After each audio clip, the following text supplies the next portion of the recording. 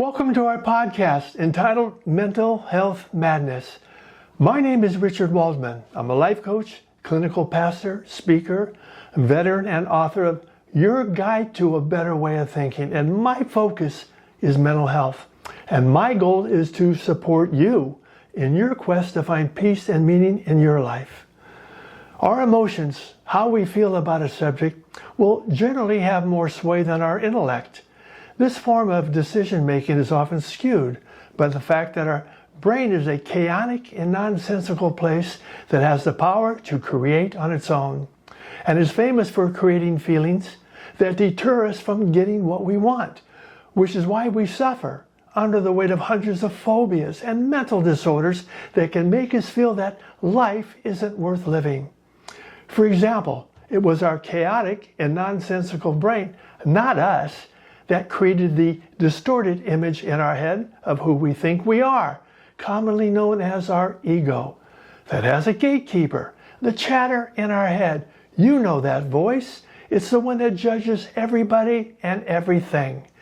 The common ant has been around for approximately 110 million years for one reason and one reason only.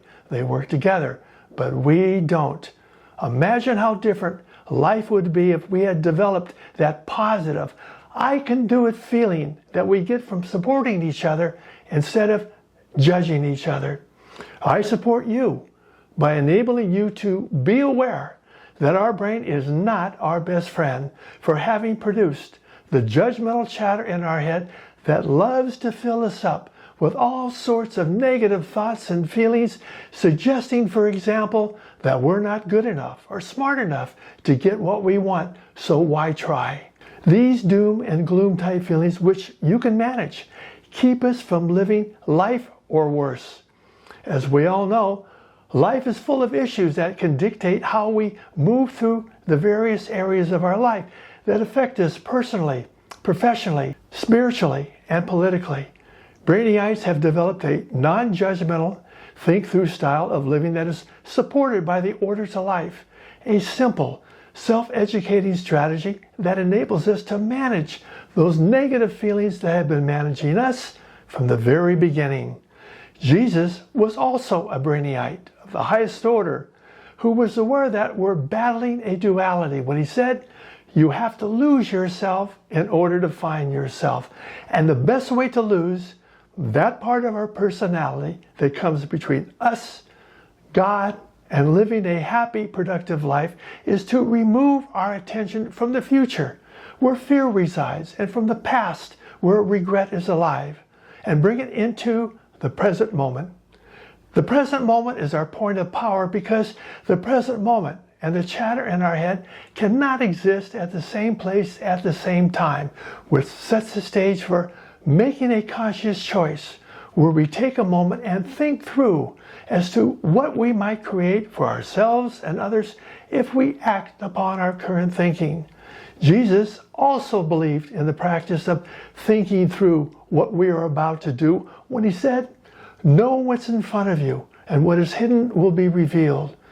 Being aware, staying in the moment, and making conscious choices gives us the power to connect to a better way of thinking that enables us to rise above our negative feelings so we may embrace one of the great feel-good lessons of life that says, if you bring out what is within you, what you bring out will save you. If you do not bring out what is within you, what you do not bring out will destroy you.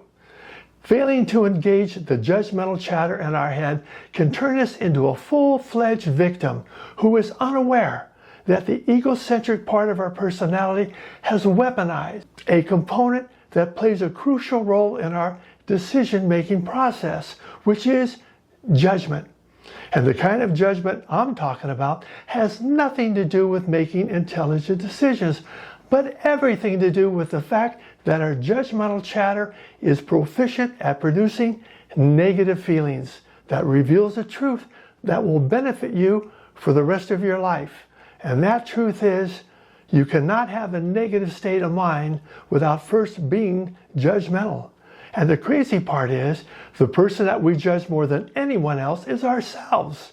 that works hand in hand with the chatter in our head that has the evidence, all the reasons why we should not feel good about ourselves, and the hope that we will react. And react we do, with the same kind of thinking that keeps us outside of the realm that moves us forward. The Bible supports us by suggesting that we are created in the image of God, meaning that we too have the power to create, to project, that can make us feel like we're on top of the world, alive with hopes and dreams. However, something else is also alive, the negative chatter in our head that can turn us into something we're not. There are many ways you can think, and if you're serious about fast-tracking how you think, here's the book that was designed to do just that. Your Guide to a Better Way of Thinking, that you can purchase right here, right now through Amazon by clicking on the link below. A Kindle version is also available.